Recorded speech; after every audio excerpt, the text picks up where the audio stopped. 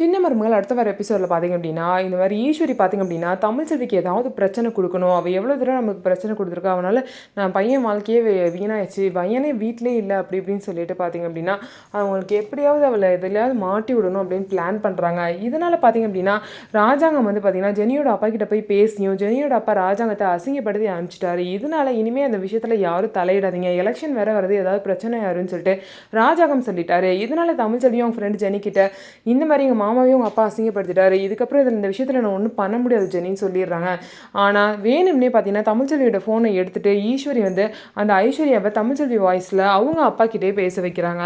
தமிழ்ச்செல்வியோட அப்பா கிட்ட ஃபோன் பண்ணி தமிழ்ச்செல்வி ஃபோன்லேருந்து ஃபோன் பண்ணி இந்த மாதிரி வந்து ஜெனிக்கும் என்னோட ஃப்ரெண்டோட லவ் பண்ணுற பையனையும் சேர்த்து வைக்க சொல்லி அமைச்சரே சொல்லிட்டாரு. இந்த மாதிரி மாமாவுக்கு இதில் முழு சம்மதம், அவர் வந்து சவால் போட்டிருக்காரு அப்படின்னு சொல்லவும், நான் பார்த்துக்கிறேம்மா நீ கவலைப்படாதன்னு சொல்லிட்டு தமிழ்ச்செல்வியோட அப்பாவும் சொல்கிறாங்க. ஸோ இதுக்கப்புறம் இவங்கனால என்னென்ன பிரச்சனைலாம் வரப்போகுது, ஸோ இதனால் ராஜாங்கத்தோட எலெக்ஷனுக்கு ஏதாவது பிரச்சனை வருமா, அந்த பிரச்சனை தமிழ்ச்செல்வினால தான் அப்படிங்கிற தெரிய வந்தால் அவங்கள வீட்டை விட்டு வெளியே அமைச்சிருவாங்களா, என்ன நடக்க போகுது அப்படின்னு சொல்லிட்டு வெயிட் பண்ணி பார்க்கலாம். நம்ம வீடியோ உங்களுக்கு பிடிச்சிருந்தா நம்ம வீடியோவை லைக் பண்ணிவிட்டு பாருங்கள்.